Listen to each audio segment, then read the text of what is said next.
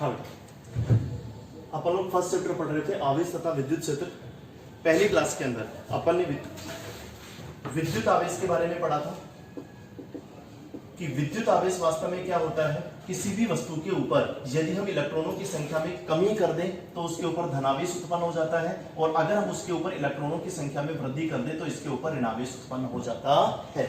इसके अलावा अपन ने विद्युत आवेश के गुणधर्मों के बारे में भी पढ़ लिया था। अपन ने लगभग 7 गुणधर्म अपन ने पढ़ लिए थे। अगला गुणधर्म अपन पढ़ रहे हैं 8वां गुणधर्म। हाँ, 8वां गुणधर्म क्या कहता है कि अगर हमारे पास में एक वस्तु उदासीन वस्तु है और माना कि इस उदासीन वस्तु का जो द्रव्यमान है वो हमारे पास में m0 है। अब यहां पर अपन उदासीन वस्तु के लिए 2 काम कर सकते हैं। यदि इसमें से इलेक्ट्रॉन बाहर निकाल दें तो ये वस्तु कैसी हो जाएगी, धनावेशित। और माना कि धनावेशित वस्तु का द्रव्यमान हमारे पास में कितना हो गया बेटा, m+। और यदि हम इसको अतिरिक्त इलेक्ट्रॉन प्रदान कर दें तो वस्तु कैसी हो जाएगी, ऋणावेशित। और माना कि उसका द्रव्यमान कितना हो जाएगा, m-। अब बेटा सोच के देखिए, पहले हमारे पास में एक उदासीन वस्तु है जिसका द्रव्यमान है m0। यदि हम उसको और इलेक्ट्रॉन प्रदान कर दें तो उसका द्रव्यमान क्या हो जाएगा, ज्यादा। और यदि उस वस्तु में से हम कुछ इलेक्ट्रॉन बाहर निकाल लें तो उसका द्रव्यमान क्या हो जाएगा, कम। तो अगर अपन इन 3 चीजों के बारे में सोचें तो आप ध्यान से देखिए बेटा, सबसे ज्यादा द्रव्यमान होगा ऋणावेशित वस्तु का, क्योंकि हमने उसको अतिरिक्त इलेक्ट्रॉन प्रदान किए हैं तो उसके द्रव्यमान में थोड़ी सी क्या हो जाएगी, वृद्धि। उसके बाद में होगा उदासीन वस्तु का, और सबसे कम होगा धनावेशित वस्तु का। तो यदि तीनों वस्तुओं की हम तुलना करें तो ऋणावेशित वस्तु का द्रव्यमान सबसे ज्यादा होगा, उसके बाद उदासीन वस्तु का, और सबसे कम किसका होगा, धनावेशित वस्तु का। क्योंकि धनावेशित वस्तु के लिए हमने इसमें से कुछ इलेक्ट्रॉन बाहर निकाल दिए थे। ये स्टैंडर्ड चीज है, लेकिन मैं आपको पहले ही एक बात बता देता हूं, वास्तव में ये द्रव्यमान में होने वाली कमी या वृद्धि बहुत ही कम होती है। तो हम तीनों द्रव्यमानों को लगभग बराबर भी मान सकते हैं। एक्चुअल में सबसे ज्यादा माइनस का होगा, उसके बाद में उदासीन का होगा, और सबसे कम धनावेशित वस्तु का होगा। चलिए नेक्स्ट, 9वां गुण। 9वां गुण ये कहता है, अभी ये 9वां गुण आवेश से संबंधित नहीं है, द्रव्यमान से संबंधित है। द्रव्यमान से संबंधित आइंस्टीन नाम का एक साइंटिस्ट था, और उस आइंस्टीन नाम के साइंटिस्ट ने एक सापेक्षवाद का सिद्धांत दिया। सापेक्षवाद का सिद्धांत ये कहता है कि हमारे पास में एक वस्तु है, अभी वो स्थिर है, और जब वो वस्तु स्थिर थी तो माना कि इसका द्रव्यमान कितना था, m0। अब हमने इस वस्तु को वेग प्रदान कर दिया, मान लो कितना, v, और इस v का मान हमने बहुत ज्यादा कर दिया, लगभग प्रकाश के वेग c के बराबर। प्रकाश का वेग c बराबर होता है बेटा वास्तव में 3 × 10⁸ मीटर पर सेकेंड। तो यदि हम इसका वेग लगभग c के बराबर कर दें तो इस स्थिति में माना कि अब उसका जो द्रव्यमान है, जब अपन ने इसका वेग v लगभग c के बराबर कर दिया तो अब माना कि इसका द्रव्यमान कितना हो गया है, m। तो आइंस्टीन के सापेक्षवाद के सिद्धांत के अनुसार इस m का जो मान होगा वो m0 बटा √1 - v² c² के बराबर होगा। हाँ बेटा, ये इंपॉर्टेंट फॉर्मूला है, ध्यान से देखिए। m क्या है, जब वस्तु गतिशील अवस्था में आ जाए और उसका वेग बहुत ज्यादा हो जाए, लगभग c के बराबर, तो माना कि उसका द्रव्यमान कितना हो गया, m, और वो किसके बराबर होता है, m0 स्थिर अवस्था का द्रव्यमान बटा √1 - v² c²। v क्या है, उसका अंतिम वेग, और c प्रकाश का वेग। अच्छा बेटा, अब आप सिर्फ एक चीज ध्यान से देखिए कि यदि हम इस वेग को बढ़ाते हैं तो ध्यान से देखना, जैसे जैसे अपन वस्तु का वेग बढ़ाएंगे ये जो क्वांटिटी है वो 1 में से क्या हो रही है, माइनस। अब बताओ बेटा, अगर कोई चीज 1 में से माइनस हो रही है तो जैसे जैसे वेग बढ़ेगा ये जो नीचे वाली क्वांटिटी है उसका मान क्या होगा, कम। कैसे, 1 में से पहले आपने मान लो 0.2 माइनस किया तो क्या बचा, 0.8। अब अगर आप उसको बढ़ा के माइनस करें 1 में से, अब 0. की जगह 0.3 माइनस करो तो आंसर कितना आएगा, 0.7। तो बताओ ये नीचे वाला आंसर कम हो गया, और अगर नीचे वाली ये क्वांटिटी कम हो गई तो इस वस्तु का द्रव्यमान क्या हो जाएगा, ज्यादा। ये इंपॉर्टेंट चीज है बेटा, इस चीज पर कंसंट्रेट करो। आइंस्टीन के सापेक्षवाद के सिद्धांत के अनुसार यदि हम किसी वस्तु का वेग बहुत ज्यादा बढ़ा देते हैं तो जितना ज्यादा हम उसका वेग बढ़ाते हैं उसका द्रव्यमान भी उतना ही ज्यादा बढ़ता जाता है। ये हमारे पास में हो गया इसका 9वां गुण। चलिए बेटा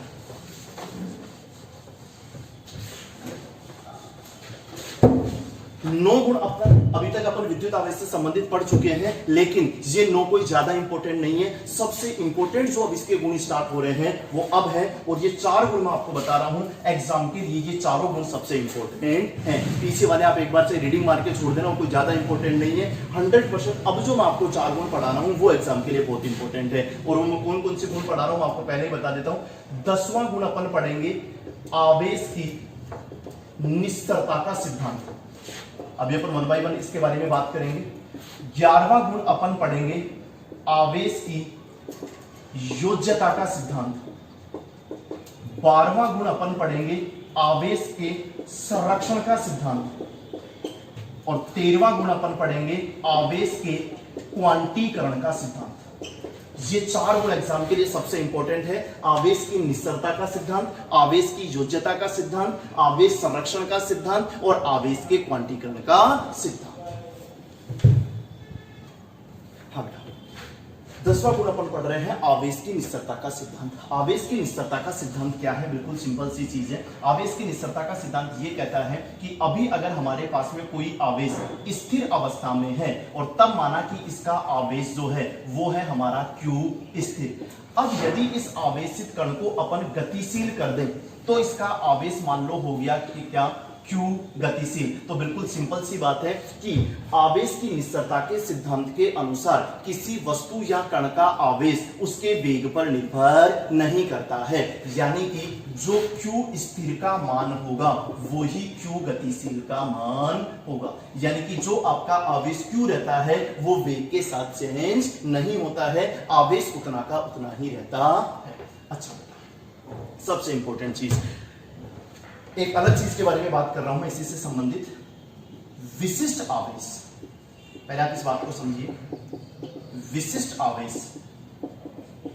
स्पेसिफिक चार्ज। एक तो होता है आवेश, आवेश को अपन रिप्रेजेंट करते हैं किससे? Q से। एक होता है द्रव्यमान, द्रव्यमान को अपन रिप्रेजेंट करते हैं M से। अब ध्यान से देखना बेटा, विशिष्ट आवेश जो होता है वो वास्तव में Q/M के बराबर होता है। यानी कि किसी भी कण का आवेश और उसका द्रव्यमान दोनों का अनुपात जो होता है उसको अपन क्या कहते हैं? विशिष्ट आवेश कहते हैं। अच्छा बेटा, थोड़ा सा दिमाग लगाओ, इस विशिष्ट आवेश का SI मात्रक क्या होगा?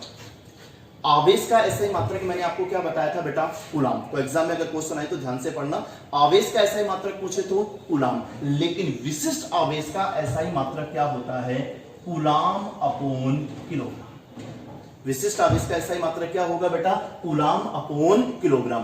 क्या हम किसी भी कण का विशिष्ट आवेश निकाल सकते हैं? बिल्कुल। जैसे मैं आपको पूछूं प्रोटॉन के लिए, प्रोटॉन का विशिष्ट आवेश अगर अपने को निकालना है तो प्रोटॉन का आवेश होता है 1.6 इंटू 10⁻⁻19 कूलाम। ध्यान में होना चाहिए तो आपको, डिवाइडेड बाई प्रोटॉन का द्रव्यमान होता है 1.67 इंटू 10⁻27। अब अपन इसको सोल्व करके प्रोटॉन का विशिष्ट आवेश ज्ञात कर सकते हैं। ऐसे ही अपन किसी भी कण का विशिष्ट आवेश ज्ञात कर सकते हैं। चलिए बेटा, तो 3 चीजें हैं। एक आपका होता है आवेश Q जिसका SI मात्रक होता है कूलाम। एक आपका होता है द्रव्यमान M जिसका SI मात्रक होता है किलोग्राम। और एक आपका होता है विशिष्ट आवेश Q/M जिसका SI मात्रक होता है कूलाम/किलोग्राम। अब अपन सबसे इंपॉर्टेंट चीज की बात करते हैं जहां से एग्जाम में क्वेश्चन आ सकता है। क्वेश्चन ये है, मैं आपको एक साथ 3 क्वेश्चन बता रहा हूं, ध्यान से समझिए। क्वेश्चन ये है कि यदि किसी आवेशित कण का वेग v अपन बढ़ाते, यदि हम किसी कण का वेग v बहुत ज्यादा बढ़ा दें तो पहली चीज इसके आवेश पर क्या फर्क पड़ेगा, इसके द्रव्यमान पर क्या फर्क पड़ेगा और उसके विशिष्ट आवेश पर क्या फर्क पड़ेगा। सबसे इंपॉर्टेंट ये वाला है, लेकिन मैं आपको तीनों बता देता हूं, दिमाग लगाइए बेटा। यदि मैं किसी आवेशित कण का वेग बहुत ज्यादा बढ़ा दूं तो आवेश की निस्तरता के सिद्धांत के अनुसार उसका आवेश चेंज नहीं होगा। इसका मतलब Q जो है आवेश वो तो आपका क्या रहेगा? स्थिर या नियत यानी कि कांस्टेंट रहेगा, उसमें कोई परिवर्तन नहीं होगा। द्रव्यमान।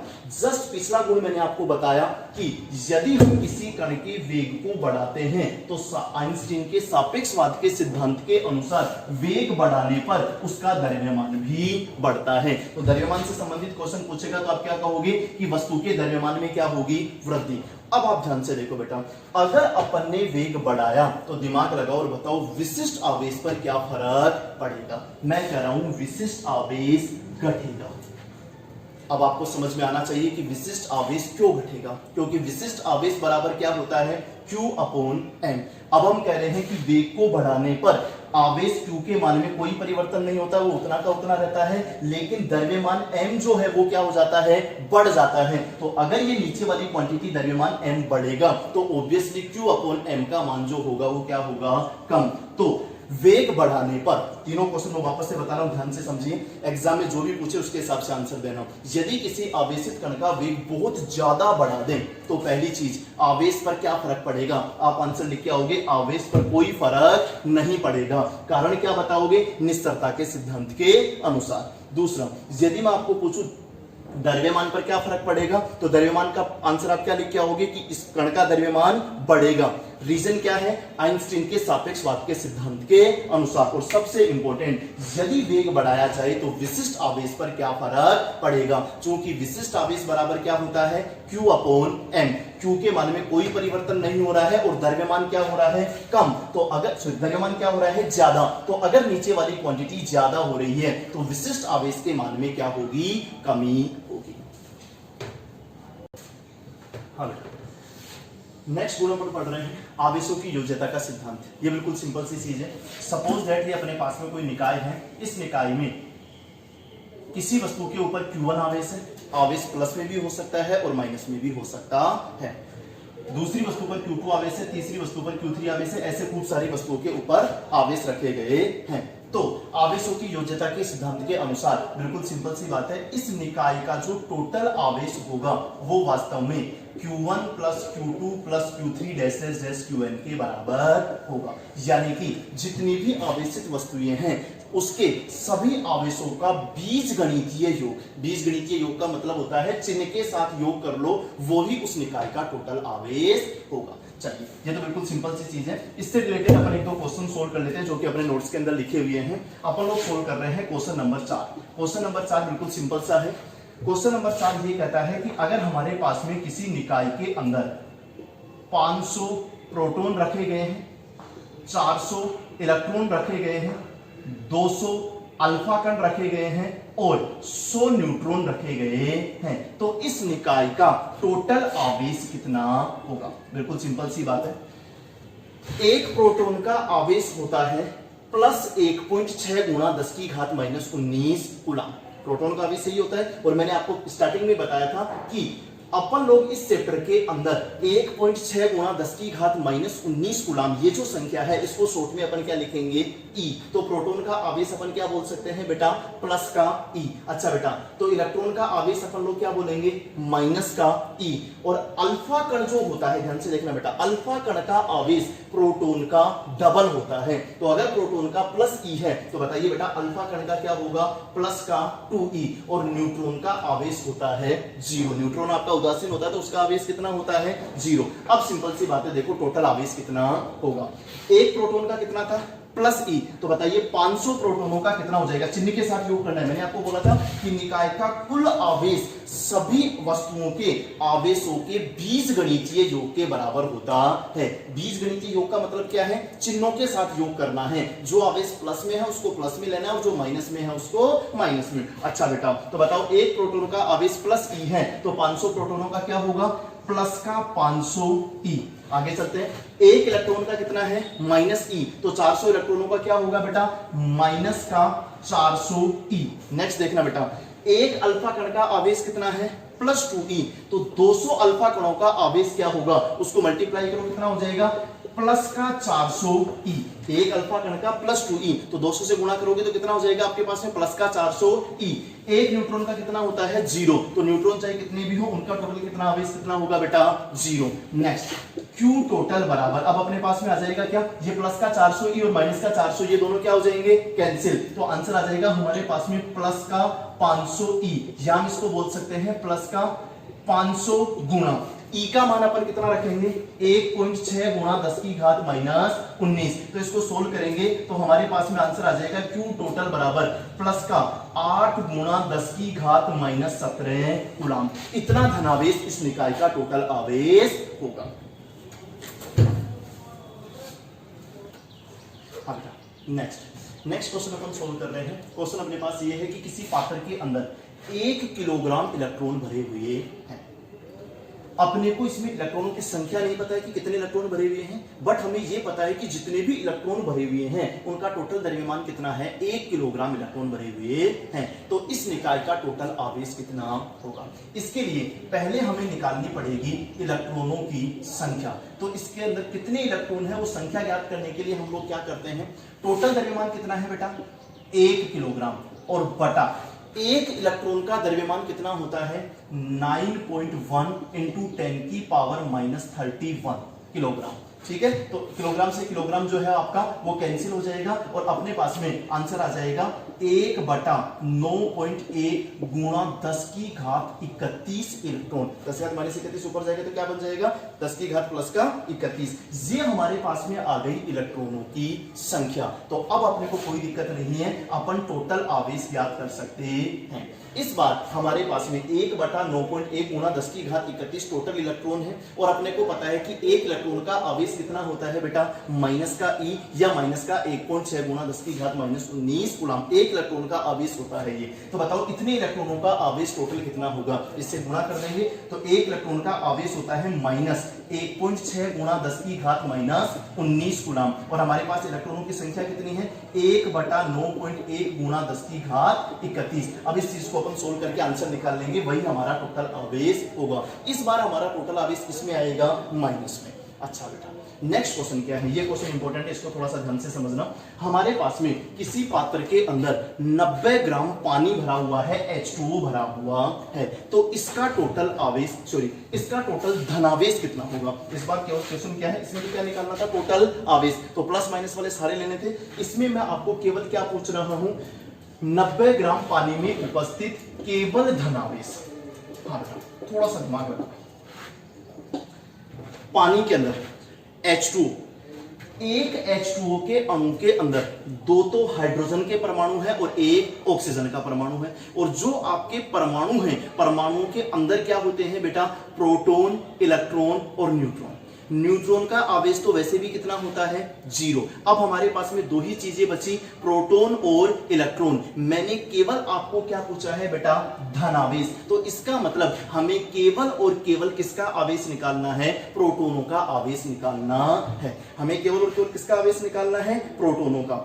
यदि हमें यहां पर यह पता चल जाए कि इस पात्र के अंदर टोटल प्रोटोन कितने हैं, तो एक प्रोटॉन का आवेश होता है प्लस का 1.6 गुणा 10 की घात माइनस 19 कूलम। तो जितने प्रोटॉन होंगे उनसे अपन गुणा कर देंगे, वही हमारा टोटल धनावेश होगा। तो हमारा टारगेट क्या है बेटा, इस पात्र में उपस्थित प्रोटॉनों की संख्या ज्ञात करना। और प्रोटॉनों की संख्या कैसे ज्ञात करेंगे, स्टेप बाय स्टेप आप ध्यान से समझना। पहले अपन ज्ञात कर लेते हैं H2O के मोलों की संख्या।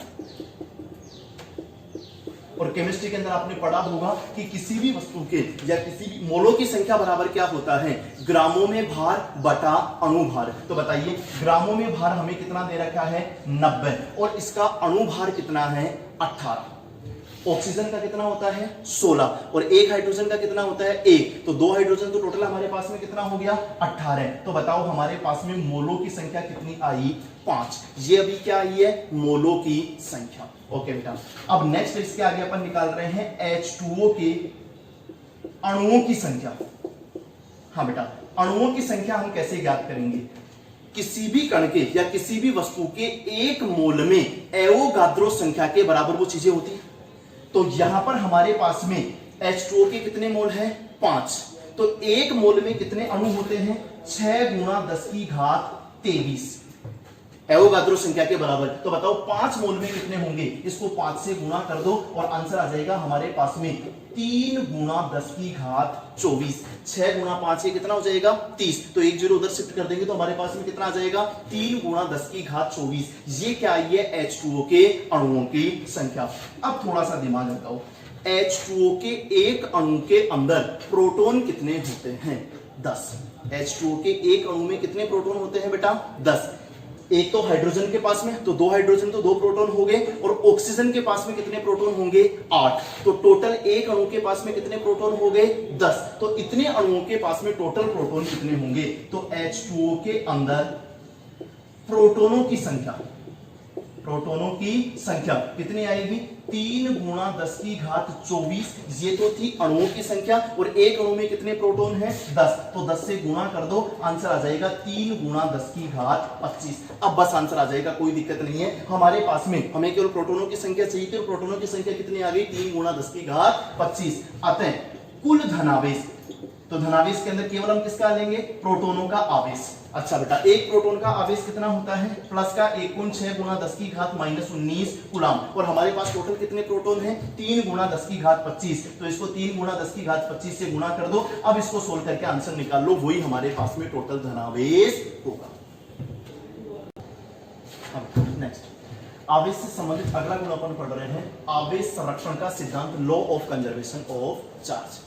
इसकी 2 डेफिनेशन है। पहली डेफिनेशन बिल्कुल सिंपल है, जैसा अपन ने ऊर्जा संरक्षण के सिद्धांत में पढ़ा था, बिल्कुल सिंपल सी बात है। पहली परिभाषा के अनुसार आवेश को ना तो नष्ट किया जा सकता है एवं ना ही उत्पन्न किया जा सकता है। नष्ट या उत्पन्न नहीं कर सकते, केवल इसे एक वस्तु से दूसरी वस्तु पर स्थानांतरित कर सकते हैं।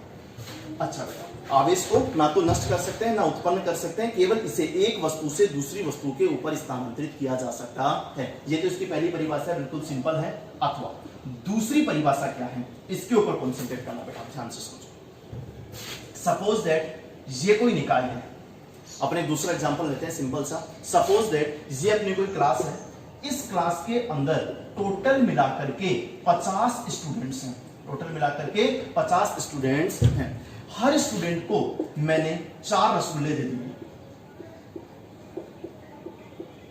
हर स्टूडेंट को कितने रसगुल्ले दे दिए? 4। तो बताओ क्लास के अंदर टोटल रसगुल्लों की संख्या कितनी हो गई? क्या 200 हो गई थी? अब शर्त यह है कि इस रसगुल्ले को ना तो आप नष्ट कर सकते हो यानी कि खा सकते हो, और ना ही रसगुल्ले को उत्पन्न कर सकते हो यानी कि कोई रसगुल्ला बाहर से अंदर नहीं आ सकता। केवल और केवल इन रसगुल्लों को आप एक दूसरे बच्चों के साथ में स्थानांतरित यानी कि एक्सचेंज कर सकते हो। मैंने जो शर्त बताई थी आवेश के लिए, वही शर्त मैं यहां पर रसगुल्ले पर अप्लाई कर रहा हूं। आवेश के लिए मैंने आपको क्या बताया कि आवेश को ना तो नष्ट कर सकते हैं ना ही उत्पन्न कर सकते हैं, केवल इसे एक वस्तु से दूसरी वस्तु पर स्थानांतरित कर सकते हैं। तो वही शर्त यहां पर रसगुल्लों पर है, ध्यान से सुनो। हर स्टूडेंट के पास में स्टार्टिंग में कितने रसगुल्ले थे? 4। टोटल स्टूडेंट कितने थे? 50। तो टोटल रसगुल्लों की संख्या कितनी हो गई हमारे पास में? 200। अब शर्त यह है कि ना तो आप रसगुल्ले को खा सकते हो यानी कि नष्ट कर सकते हो, और ना ही कोई रसगुल्ला बाहर से अंदर आ सकता है यानी कि रसगुल्ला उत्पन्न हो सकता है। केवल और केवल आप रसगुल्लों को एक दूसरे के साथ में स्थानांतरित कर सकते हो। तो सोच के देखो, जब अपन रसगुल्लों को एक दूसरे के साथ स्थानांतरित करेंगे तो ये हो सकता है कि किसी पर्टिकुलर स्टूडेंट के पास में रसगुल्लों की संख्या चेंज हो सकती है। सपोज दैट शुरुआत में सबके पास 4 थे, इस स्टूडेंट ने अपने 2 रसगुल्ले इसको दे दिए, तो अब इसके पास रसगुल्ले कितने बचेंगे? 2। उसके पास कितने हो जाएंगे? 6। तो पर्टिकुलर स्टूडेंट के पास में रसगुल्लों की संख्या कम ज्यादा हो सकती है, लेकिन क्लास के अंदर टोटल रसगुल्लों की संख्या हमेशा 200 की 200 ही रहेगी। सही बात है ना? तो वही चीज यहां पर है। यदि अपन रसगुल्लों की जगह किसी निकाय के अंदर आवेश सोचें कि किसी निकाय के अंदर खूब सारे आवेश रखे गए हैं, अब शर्त के अनुसार आवेश को ना तो नष्ट कर सकते हैं और ना ही उत्पन्न कर सकते हैं, केवल एक दूसरे के साथ स्थानांतरित कर सकते हैं। तो चाहे हम आवेश को कितना भी स्थानांतरित कर लें और उसके लिए कोई भी भौतिक अथवा रासायनिक प्रक्रिया अपन अपना लें, इस निकाय का टोटल आवेश जो है वो हमेशा क्या रहेगा? आपका नियत रहेगा यानी कि संरक्षित रहेगा, उतना का उतना ही रहेगा। यही आवेश संरक्षण का सिद्धांत है। तो आवेश संरक्षण के सिद्धांत की मैं आपको कितनी परिभाषाएं बता रहा हूं बेटा? 2। अगर एग्जाम में क्वेश्चन आए तो आपको दोनों परिभाषाएं लिख के आनी है। मैं शॉर्ट में वापस से बोल रहा हूं, ध्यान से सुनो। पहली परिभाषा क्या कह रही थी कि आवेश को ना तो आप नष्ट कर सकते हो ना ही उत्पन्न कर सकते हो, केवल इसे एक वस्तु से दूसरी वस्तु पर स्थानांतरित कर सकते हो। अच्छा, अथवा दूसरी परिभाषा क्या कहती है कि किसी विलगित निकाय का मतलब होता है जिसमें से कोई चीज बाहर नहीं जा सकती, कोई चीज अंदर नहीं आ सकती। किसी विलगित निकाय का कुल आवेश इसमें होने वाली किसी भी भौतिक अथवा रासायनिक प्रक्रिया के फलस्वरूप परिवर्तित नहीं होता है। कुल आवेश, पर्टिकुलर वस्तु का आवेश चेंज हो सकता है, लेकिन कुल आवेश इसमें होने वाली किसी भी भौतिक अथवा रासायनिक प्रक्रिया के फलस्वरूप परिवर्तित नहीं होता है, अर्थात कुल आवेश सदैव नियत या संरक्षित रहता है। इसी को आवेश संरक्षण का सिद्धांत कहते हैं। सभी प्रकार की जो रासायनिक अभिक्रियाएं होती हैं, जो भी आप केमिस्ट्री के अंदर पढ़ते होंगे, आप उसके अंदर चेक कर सकते हो निकाय का टोटल आवेश जितना अभिक्रिया से पहले होता है, अभिक्रिया के बाद में भी निकाय का टोटल आवेश हमेशा उतना का उतना ही रहता है।